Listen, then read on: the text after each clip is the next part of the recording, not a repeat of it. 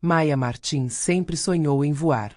Desde a infância era fascinada pelos aviões que cortavam o céu, pela ideia de escapar aos constrangimentos do solo, pela liberdade que a aviação oferecia.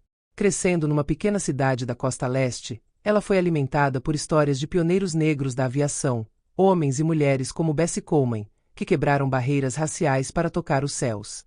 Maya lembrou-se dos tempos em que o seu pai, um antigo militar, lhe contava histórias sobre os desafios que os afro-americanos enfrentavam nas áreas mais inesperadas.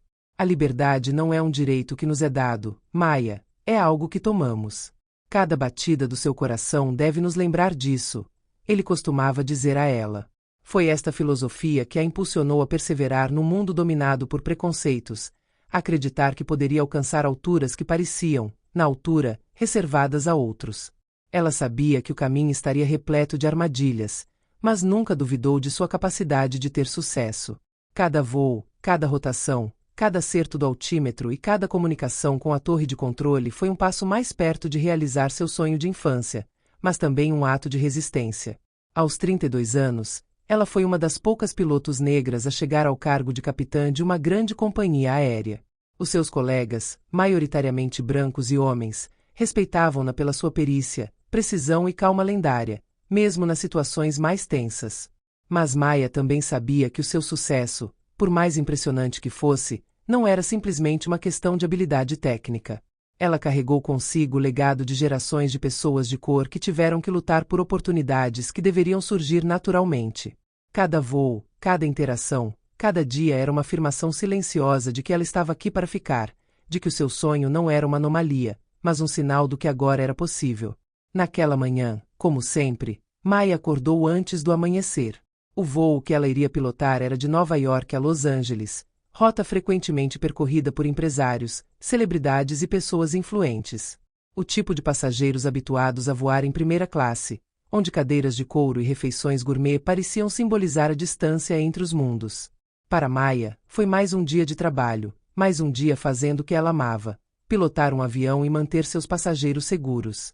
O voo, como os outros, não foi apenas uma missão profissional, mas uma oportunidade de mostrar que a habilidade não tinha cor. Ela tomou o café da manhã em silêncio, verificando os detalhes do voo uma última vez, certificando-se de que tudo estava em ordem. Sua copiloto, Emily, uma jovem loira e vibrante que acabará de ser promovida, logo se juntou a ela e, juntas, seguiram para o aeroporto. Eles conversaram um pouco sobre o dia que teriam pela frente, mas Maya sentiu aquela pequena tensão que sentia antes de cada voo. Uma tensão familiar, que não estava ligada ao medo, mas à vigilância. Porque ela sabia que, apesar da sua experiência, um simples erro de julgamento poderia deixá-la vulnerável ao preconceito. Um sorriso, uma palavra estranha ou um olhar acusatório às vezes bastavam para pôr em causa sua autoridade.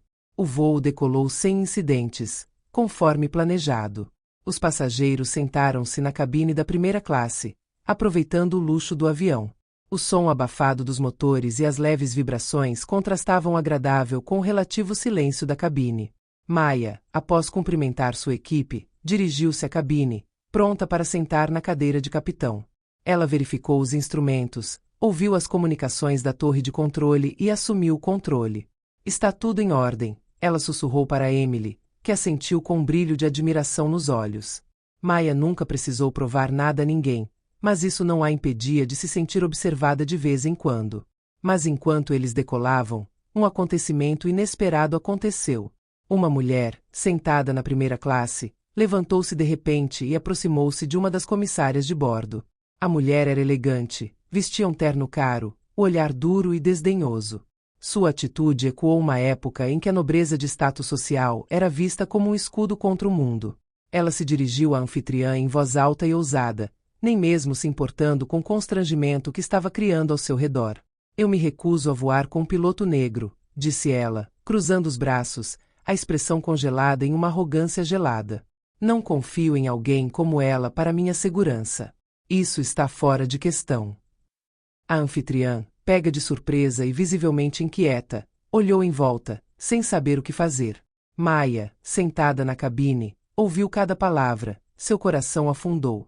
Esta não foi a primeira vez que lhe foram feitas observações racistas, mas foi a primeira vez que isso aconteceu de forma tão flagrante e pública, a grande altitude, num espaço fechado, onde não havia para onde escapar.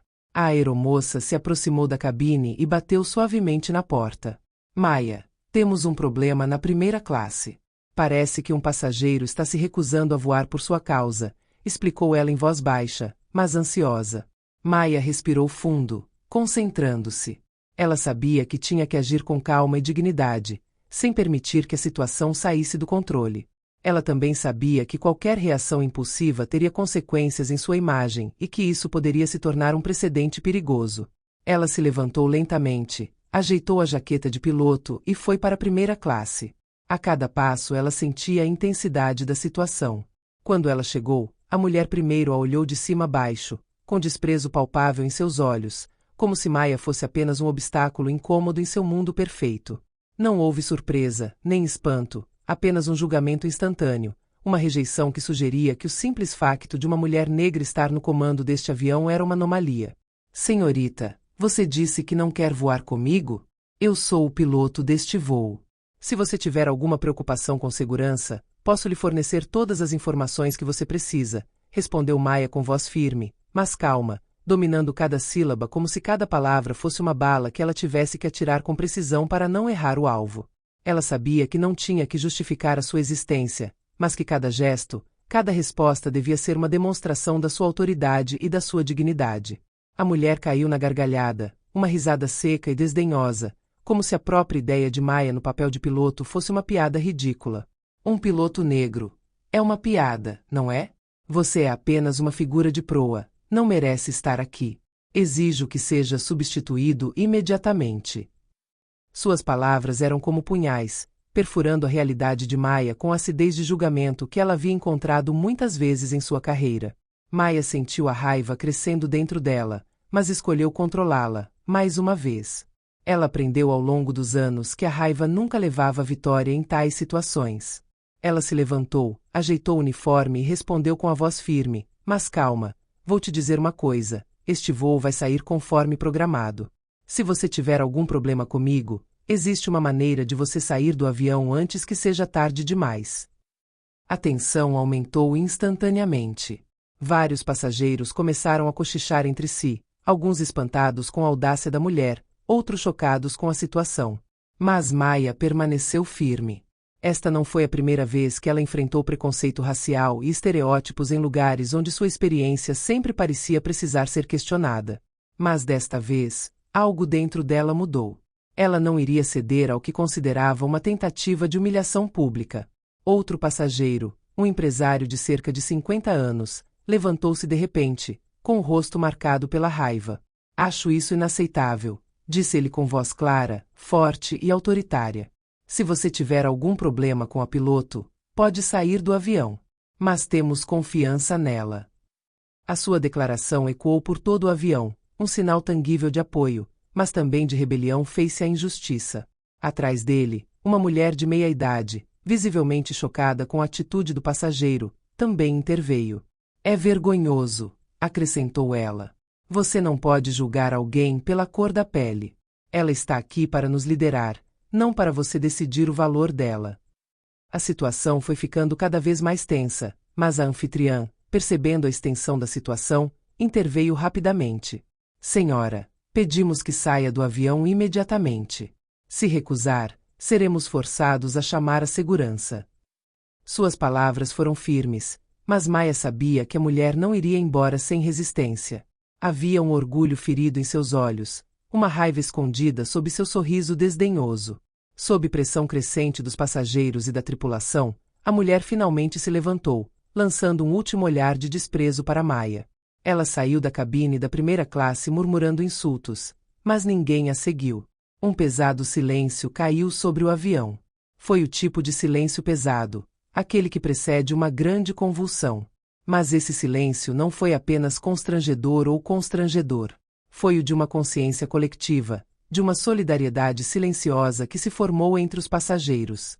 Eles estavam agora unidos no seu apoio a Maia, na sua recusa em permitir que a injustiça se propagasse neste espaço. Resolvida a situação, Maia voltou calmamente para a cabine, onde Emily a esperava com um sorriso de admiração.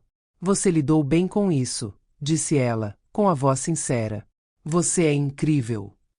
Maia assentiu sem dizer muito. Ela não precisava de parabéns. Ela sabia que agiu com dignidade, como sempre fez no mundo que às vezes tinha prazer em lembrá-la de que ela não deveria ocupar aquele lugar. O voo continuou sem incidentes. Após o pouso, quando o avião pousou suavemente, a história do incidente racista rapidamente circulou na mídia. Os jornalistas esperavam na pista para interrogá-lo, ansiosos por recolher depoimentos. Mas Maia, fiel à sua calma e reserva, não se deixou levar pela enormidade da situação. Diante das câmeras, ela falou com simplicidade, com um tom ao mesmo tempo determinado e humilde. O que vocês viram hoje infelizmente não é um incidente isolado, disse ela, com o olhar voltado para a câmera e depois para os passageiros. Este é um exemplo do racismo sistêmico que existe na nossa sociedade, não apenas na aviação. Mas hoje quero lembrar a todos que todos temos o direito de seguir os nossos sonhos e ter sucesso, independentemente da cor da nossa pele. Suas palavras ressoaram profundamente, não apenas nos corredores do aeroporto, mas também nas casas dos telespectadores que acompanharam o incidente. Os jornalistas, impressionados com a sua dignidade e calma, relataram detalhadamente as suas observações. A mídia social se tornou viral e a hashtag #RespectMaia se tornou viral em poucas horas. No dia seguinte, milhares de pessoas manifestaram-se contra o racismo nos aeroportos, exigindo mais diversidade e inclusão nos setores profissionais. Os apelos à ação foram ouvidos em todo lado, exigindo reformas na formação dos funcionários e uma melhor representação das minorias em todas as áreas. As companhias aéreas, sob pressão, começaram a anunciar programas de conscientização e treinamento sobre diversidade para seus funcionários. Foram implementadas políticas de tolerância zero relativamente a comportamentos discriminatórios. Maia, por sua vez, tornou-se um símbolo de resiliência, uma heroína silenciosa que se posicionou contra a intolerância. Este incidente, que começou como um ato isolado de racismo, tornou-se um divisor de águas para a sociedade. Ele mostrou que o silêncio diante da injustiça não era mais aceitável. A solidariedade surgiu mesmo nas situações mais tensas, e graças a Maia, a dignidade humana foi lembrada com força e clareza. Maia Martim não era mais apenas uma piloto. Ela era agora uma heroína, um modelo para todos aqueles que acreditavam na igualdade e na dignidade humana. Seu nome virou sinônimo de coragem, calma na tempestade e certeza de que era possível vencer qualquer barreira, por mais alta que fosse.